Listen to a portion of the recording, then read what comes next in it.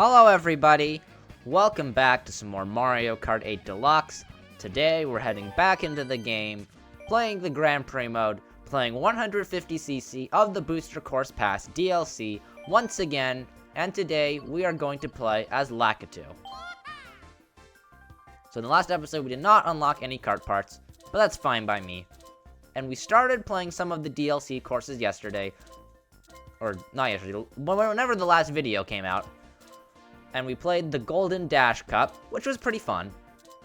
And I am looking for a kart part that I think would look cool on Lakitu. And based on what I've seen, I think the Streetle looks the best.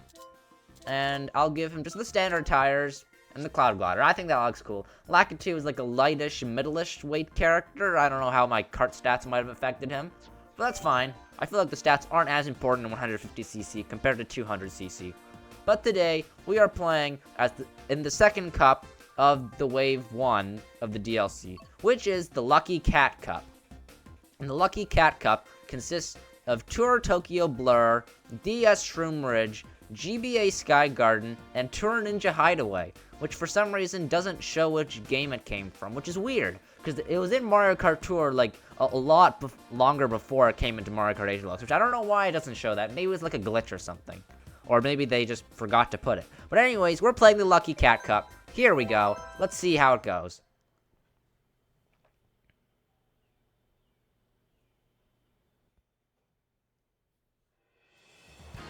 So, we are starting with Tokyo Blur, another city track. As we experienced in the last episode, Paris Promenade was the city track of the Golden Dash Cup. Every single DLC cup starts with a city track. Some of them also start and end with a city track, so there's a lot of city tracks.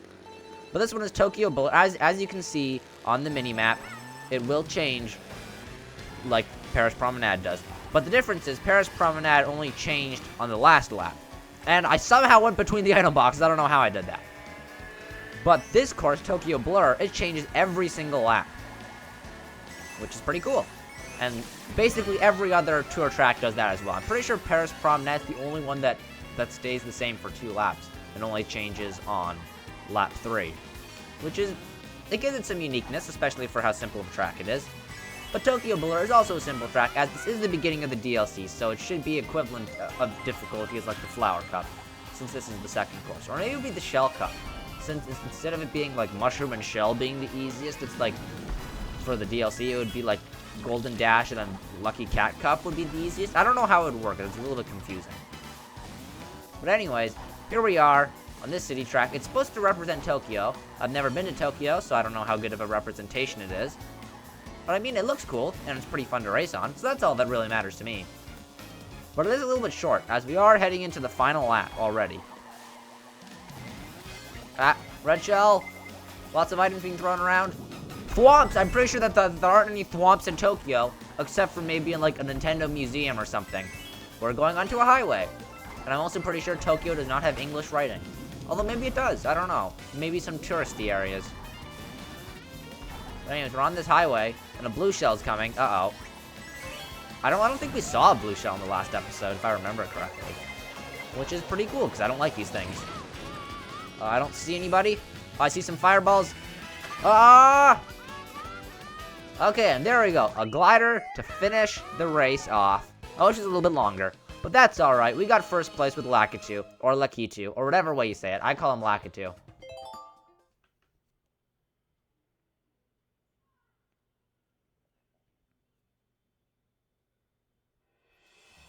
But the next course of the Lucky Cat Cup is DS Shroom Ridge, which is a course that looks pretty cool, honestly.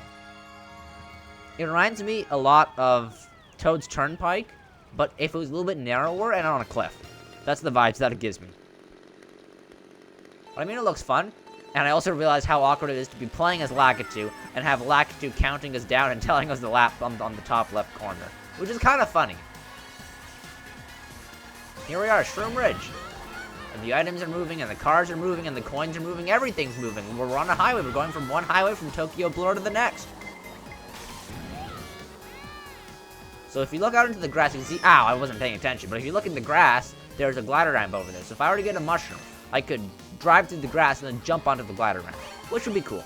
but I'm not going to get a mushroom in the first place. I mean, I'm not going to drop down just to get a mushroom. So unless I get hit a lot and screwed over, I'm not going to be seeing that shortcut.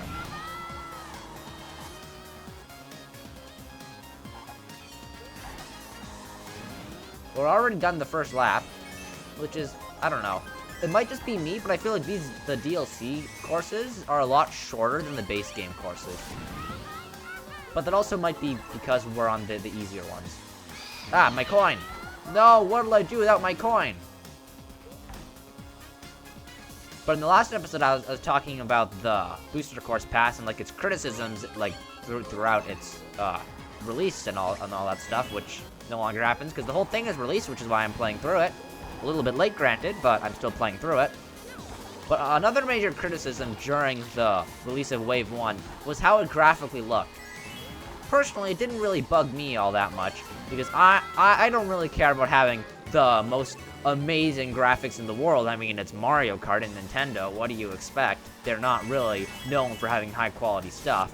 But a lot of people were disappointed on the Booster Course Pass's graphics compared to the base game, which honestly is understandable, because the base game compared to the Booster Course Pass has got a really big step down. Especially if you compare, like, the grass of this course and of Toad Circuit to something like the grass of, like, Mario Kart Stadium. It doesn't have as much texturing and details and all that stuff, which upsets some people. I don't really care. I care more about the content and how enjoyable it is. I'm not going to be so fussed if one pixel of grass doesn't have the amount of detail I want. That's not something I'm going to spend my day complaining about. But there we go. Another course completed with Lakitu.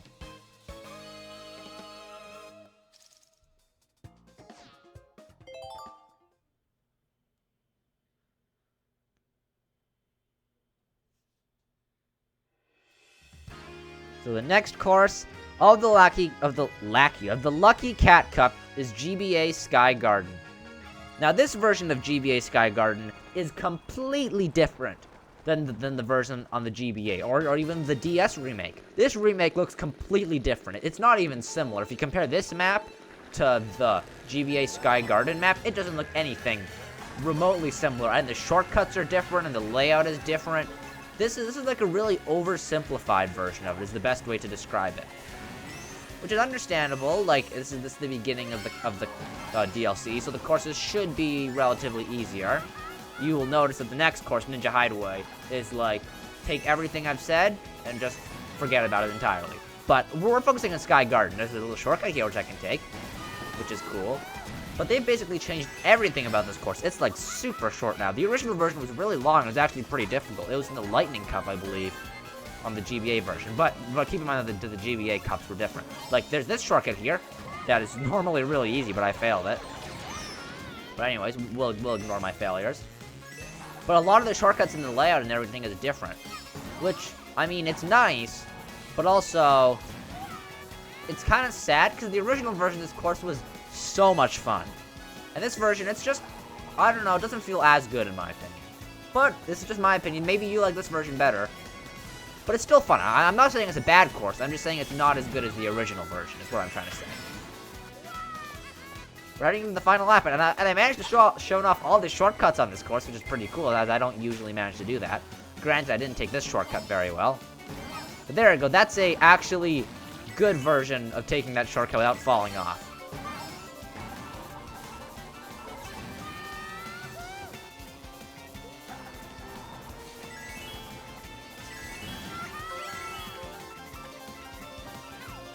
But this part here, like, we're going up at a really high angle.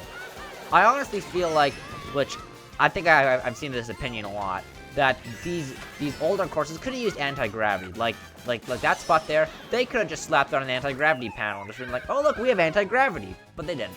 But they did do that later on in the Booster Course Pass, but not in the Wave 1, or I think even Wave 2 of the pass, which is, I don't know, it just feels kind of weird. But Nintendo sometimes makes strange decisions. We all know that. But the final course of the Lucky Cat Cup, Ninja Hideaway. This is a really difficult course. It's like one of the hardest in the DLC. So why they put it in the second cup? I do not know. but they did. So now we're doing one of the most difficult courses. And this course has a ton of layouts. And it's also kind of based on a Japanese samurai temple or whatever you call it. I don't know if it's a temple, probably. I'm not really informed on Japanese culture, as you can tell.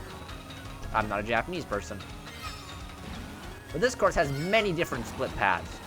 Like, there's like 3 different split paths in like every single section. Ah, Shy Guys! Ah! I'm falling! That was probably not the way I was supposed to take that. But we're taking the bottom path now. There's also, if I'm on the glider ramp, there's a top path I can take, which leads me up there. But I can still get up here through this fan. As you can see, there are lots of different choices, like that, and opportunities I can take, and now I'm in 4th place. So that's fine. Alright, so there's a glider ramp here, which I will take, and by taking this glider ramp, it lets me fly over the bottom area and take me to this top area, which is new. I'm going to this top area, which is a completely different section of the track, by the way. Leads to another completely different section of the track, which I still could have taken by going to the bottom by transferring up to here. You can see all the different layers that this course has. And this course, unfortunately I didn't get the timing right, but if I had got the timing right, I could have gone up even further to another part with a new glider ramp, which would have led me to an even higher part. Which, as you can tell, this is an extremely complex course. So why it's put in the second cup of the DLC, I do not know. It personally does not make sense to me. That's how it is. And now this leads to up here, which has fans, which I could have gotten up here by taking the fan that's underneath down there, if I were stuck on the bottom path. But I was not stuck on the bottom path, so I could go this way.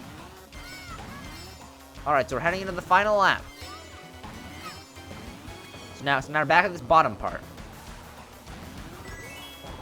And if I were to go up to these stairs, it would lead me back up on top of these spike things, which is how I got up there in the first place. But there is an important shortcut that I was going to show off.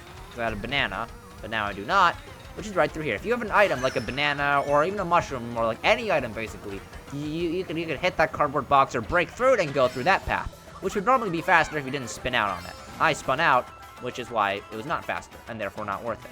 But also if you're going down here, you can change your mind, or if you're going up there, you can change your mind and hop down here if you want to. Everything's up to you. There's so many different paths you can take. And you can also go like this and go up and get back up there.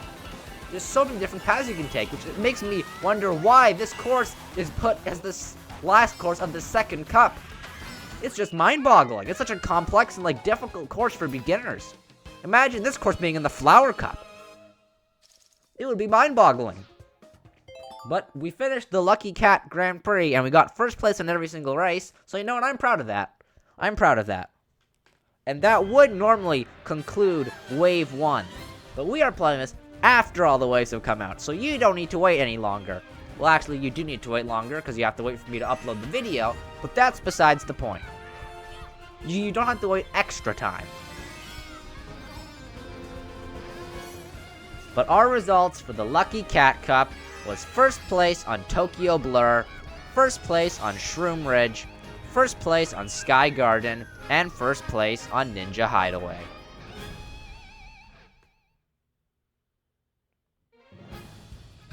So here we go. We got a trophy, 3-star finish, and we have collected 1,200 coins. A new vehicle customization option has been unlocked.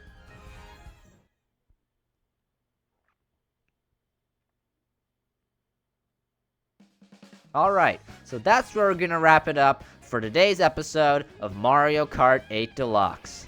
Thank you so much for watching. I'll see you next time. Bye-bye.